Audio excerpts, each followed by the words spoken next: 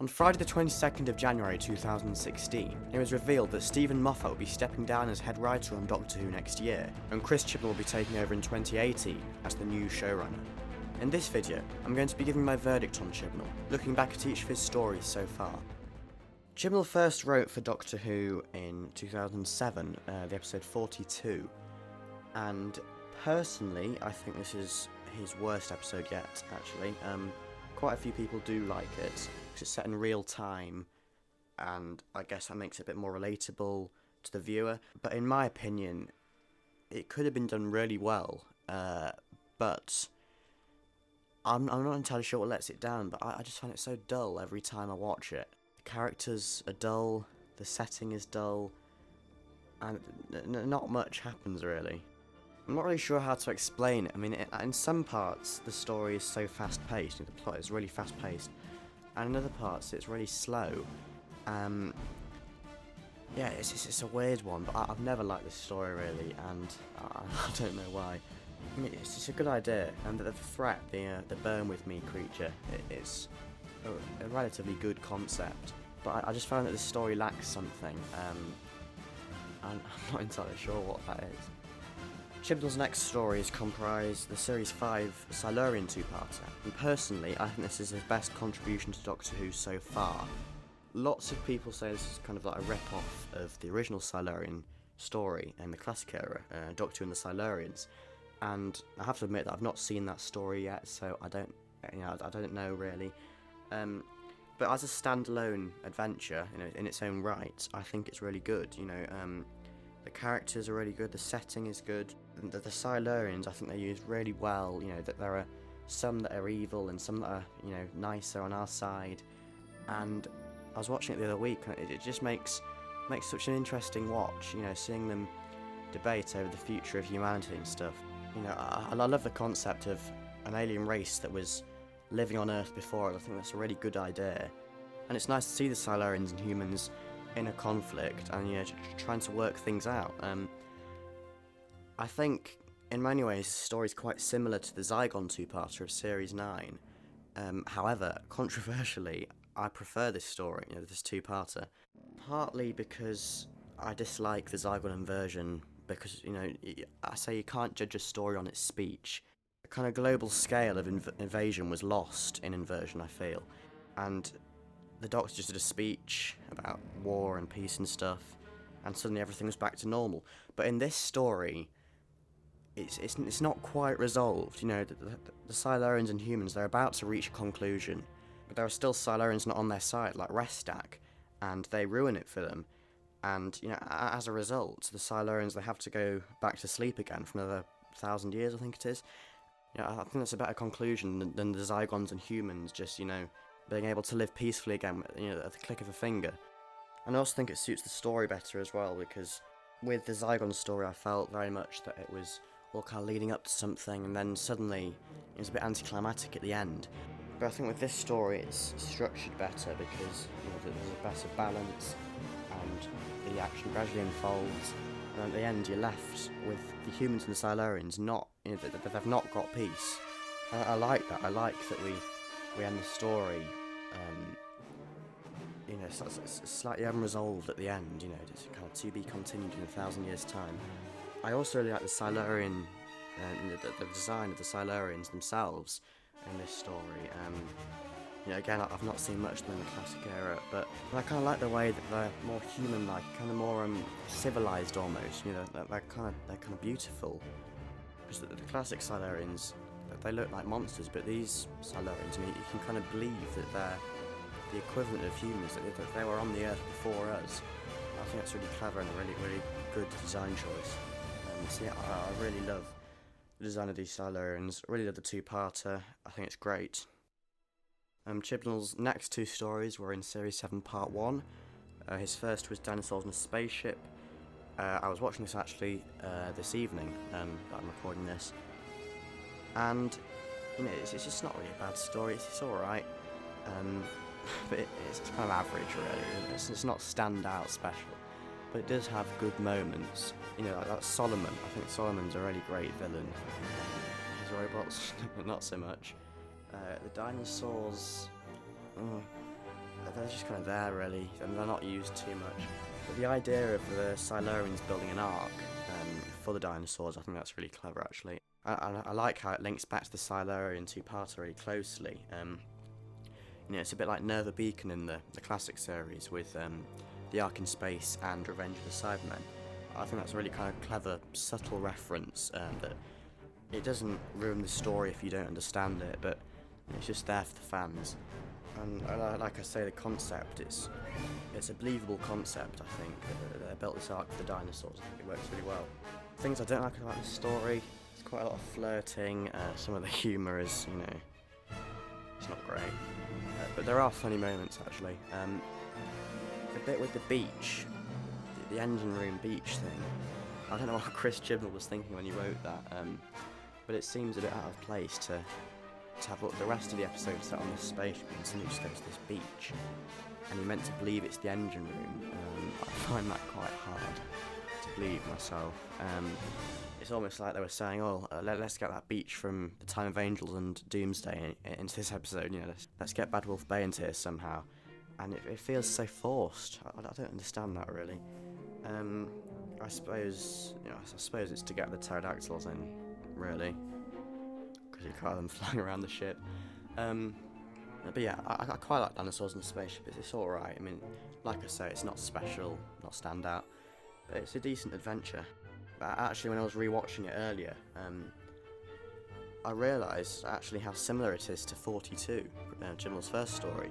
There's this countdown, and when it gets to the end of the countdown, the ship will be blown up or whatever, fall into the sun in the case of 42. But I thought it was quite interesting how these stories are actually quite similar. Chibnall's final story so far, of course, is The Power of Three, and I'd probably say this is his second best story he's done on Doctor Who so far. The ending, yes, it's not great really, with the Shack crew and what are they called, the Tally, is it? Yeah, the Tally. Why would they call themselves the Tally? It seems really weird. That confuses me, the whole ending. I won't go there. But as a story and a concept in the first 40 minutes, I really like it actually. I like how we get Unit back again. I think they're used really well, and Kate Stewart.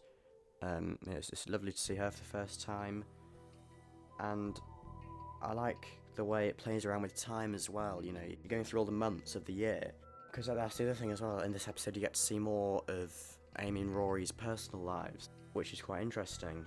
And obviously, it's a bit weird to see this before that last episode, The Angels Take Manhattan. But it's still interesting nevertheless. And it's nice to see Brian again, of course. I didn't mention him actually before, but he was introduced in Dinosaurs on a Spaceship, obviously. He's a really great character. One of my favourite Chibnall characters, Brian is. It would have been nice if he'd been introduced slightly earlier, Series 6, Series 5. But I can see what they were going for with that, and I think it was definitely a good choice to get him in there. It's better than Amy's parents that only appeared in one episode. So yeah, I quite like The Power of Three. I think it's good, a good concept, but it's just the ending that lets it down slightly. And that's why the Silurian two-parter, for me, is Chibnall's best story.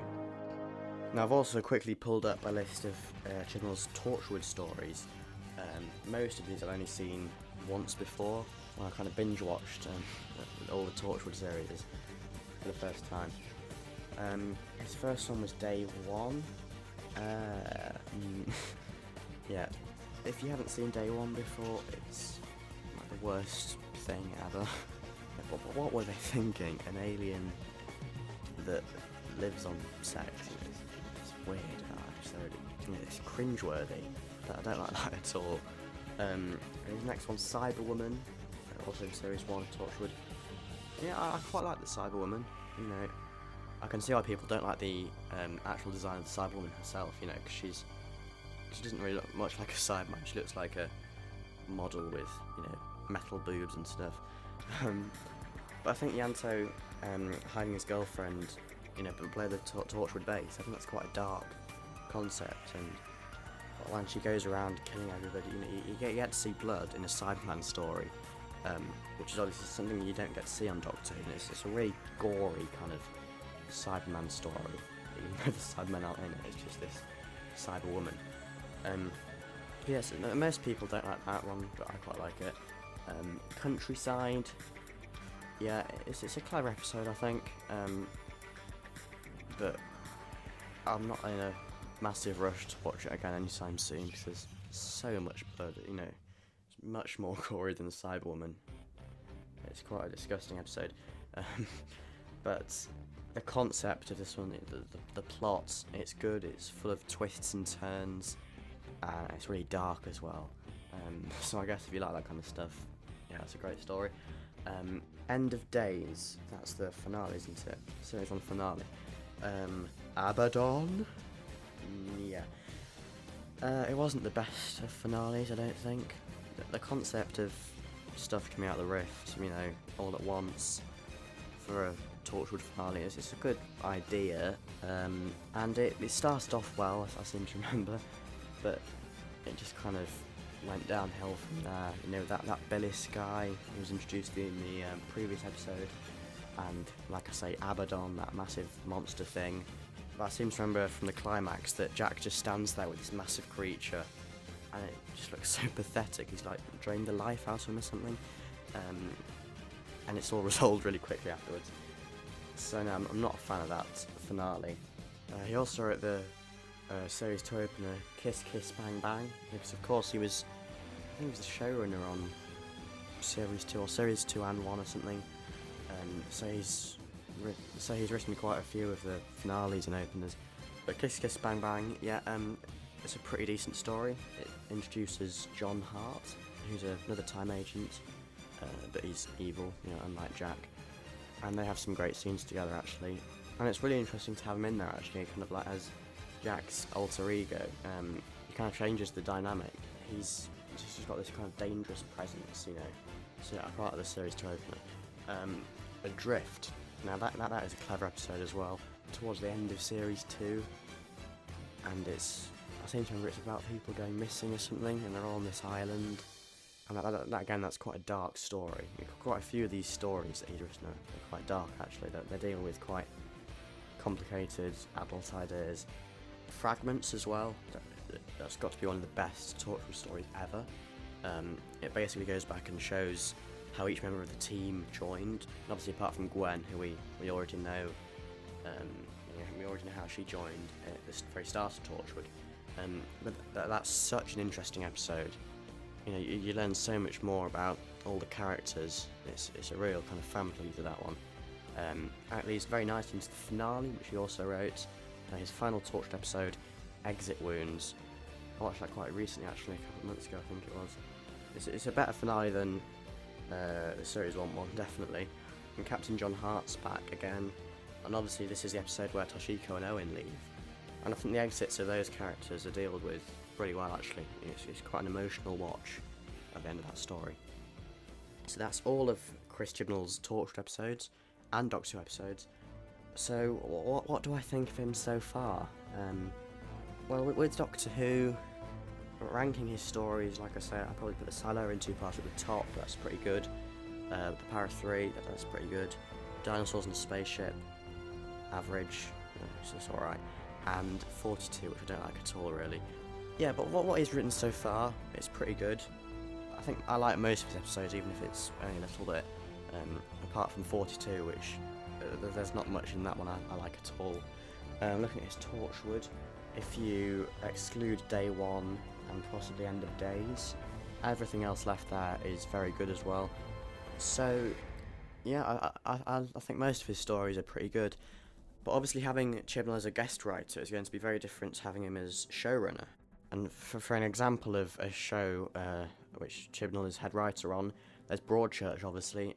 I've not seen that yet. I'm planning on seeing it sometime before he takes over as showrunner, because I'd really like to see actually how he deals with a show when he's in control. You know, I'd love to see that, because as I say, it's very different to being a guest writer on something. You know, there are certain limitations to your storytelling if you're writing for somebody else's series. And obviously when Chibnall takes over in like 2 years' time, it's such a long time away. But when he takes over then, you know, Nobody really knows what his Doctor Who is going to be like. It could be completely different from what he's written so far. But many fans think that Stephen Moffat's Doctor Who is a lot different as a showrunner to a guest writer, but in a negative way. But with Chibnall, it's all to play for. I'm not going to judge what it's going to be like now. I'm going to just wait for it to happen, because like I say, he's only written these stories as a guest writer. But I do like most of his stories so far, so I guess that's a good start. Thanks for watching this video. I'm currently about to start production on my next figure adventure, Winner Takes All, the second episode of the Quest for Scobox. I'm playing it a bit by ear because I'm not sure exactly when I'm going to get the time to kind of make the sets and start filming that. But hopefully, it shouldn't be too long a wait. But I can't give a date for that yet because I'm just not sure when it's going to be finished. In the meantime, though, I'd like to review more episodes or products like this. I'm thinking of doing one of the Diary of Riversong next week, and possibly looking at some of the Titan comics, the Tales from the TARDIS ones. So please let me know if you like this kind of format and if you think I should continue doing reviews. It's relatively kind of new territory for me because I've not reviewed much on this channel before. I did a bit of Classic Who last year. It didn't go down very well. It went down alright, the classic review series. But those videos weren't the standout videos for my channel last year. So do let me know if you like this style of video, and if there's anything else you'd like me to review. Just put a comment below, any episodes, products, the Big Finish, books, anything. So thank you very much for watching this video. Please let me know what you think of Chris Chibnall in the comments below, and I'll see you next week.